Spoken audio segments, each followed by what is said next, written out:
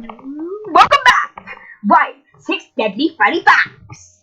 1. The Celts didn't mind dying too much. After all, they believed that when your life is left, you woke up into the other world.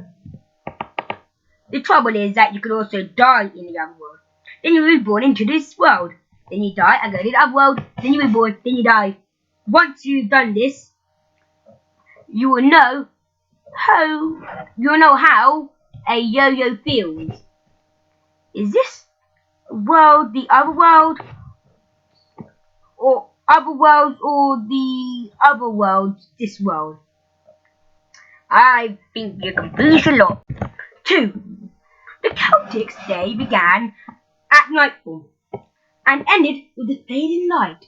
Similarly, the year began in November. With the dying plants and sprang to life in spring, it made sense to them to see death as the start of your existence and life as it ended. Well, it made sense to them, if not to you. 3. This belief meant Celts would laugh at a funeral and cry at a birth. Christians, Celts, even they hold parties for the dead, called wakes, and enjoy good laugh at the funeral. The doctor gave me 3 weeks to live. How nice! 4. Oh, my head. The Celts buried the dead person with some of their favourite belongings from this life. Jewellery, weapons, clothes, and of course food. Joints of pork seem to be corpse's favourite food though. Some calf, sheep, and cattle bones have been found. Personally, I'll take a bag of crisps. What about you? I'm still a little peckers. They buried the very rich with a chariot. But the crafty Celts didn't waste a good chariot on crumbling corpse. They usually buried a clapped out chariot, of course. The chariot needed a horse to pull it. So the cutthroat Celts buried a clapped out horse along with it.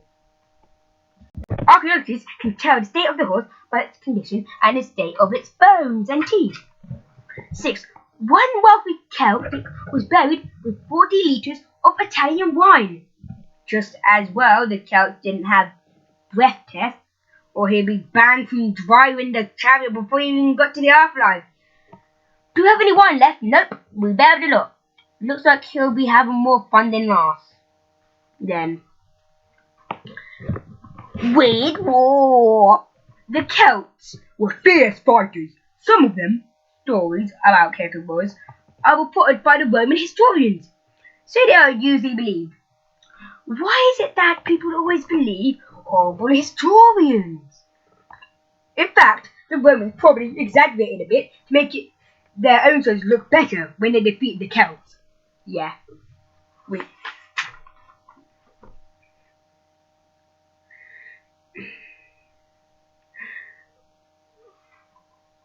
I think I skipped the page.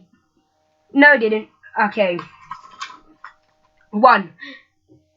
Julian became temporarily insane in the battle, going into war spasm when he was so full of bloodlust that he couldn't tell friends from foe. This strange frenzy could still be observed on soccer pitches today. Aha!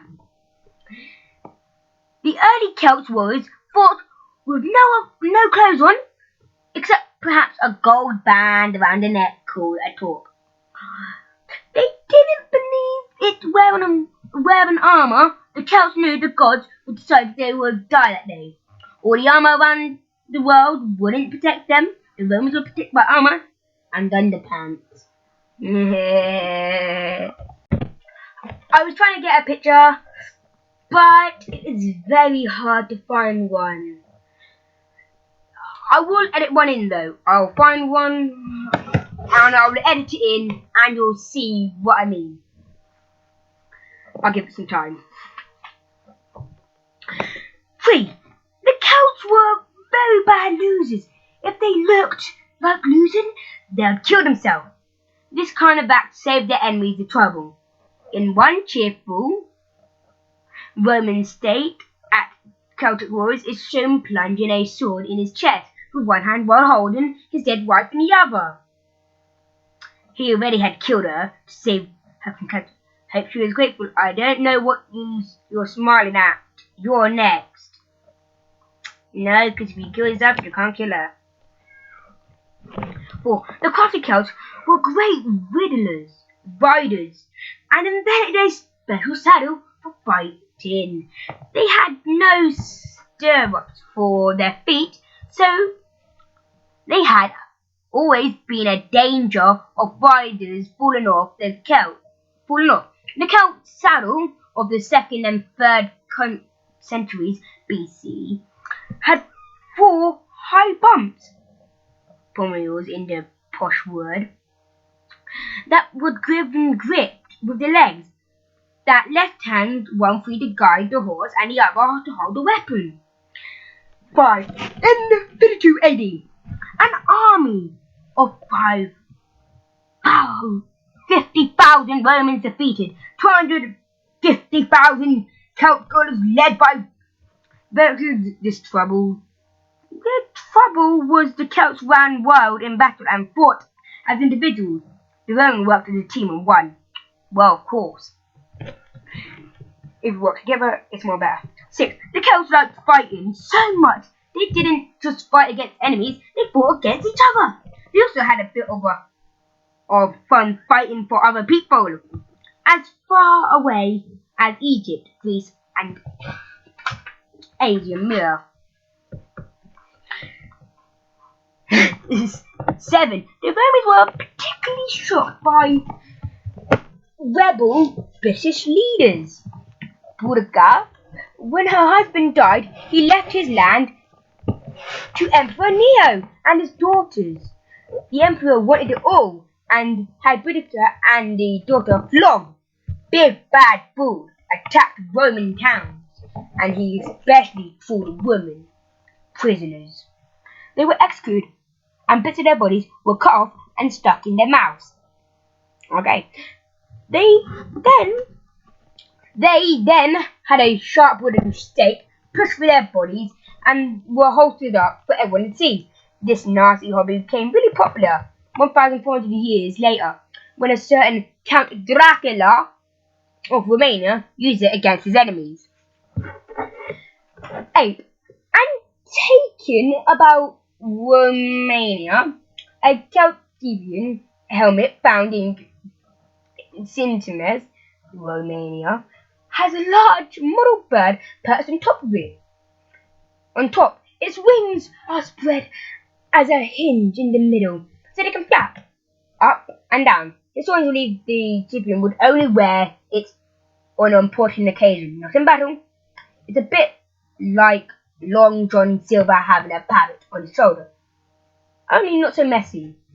Flap, flap, flap, flap, flap, flap, flap, flap, flap, flap, flap, flap. It's a very serious occasion. Come back here. 9. There is no doubt that the ancient Celts believed that the great prize in the battle was an enemy's head. They decorated both their saddles and the doors of their houses with heads. They preserved old heads in cedar oil and brought them out every now and again to boast about them. Some boasted that they refused to part with their enemies' heads, even though they'd been offered the head weight in gold. 10. The Celts believed that single combat was a good way to show off your bravery and settled an argument. 2 heroes would step forward and begin insulting each other. Call that an insult? My grandmother could insult better than you. Oh yeah? Well, my insults are better than you. Then your insult. Then they start fighting while the soldiers on both sides watched the side they fought fairly.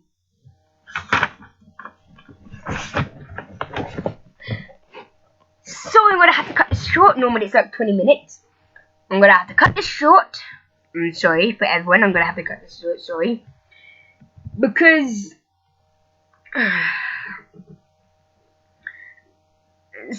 things. Anyway, I'm gonna cut this short and continue with like a 30 minutes maybe to make up for it. Make up for 30 minutes one. So, bye!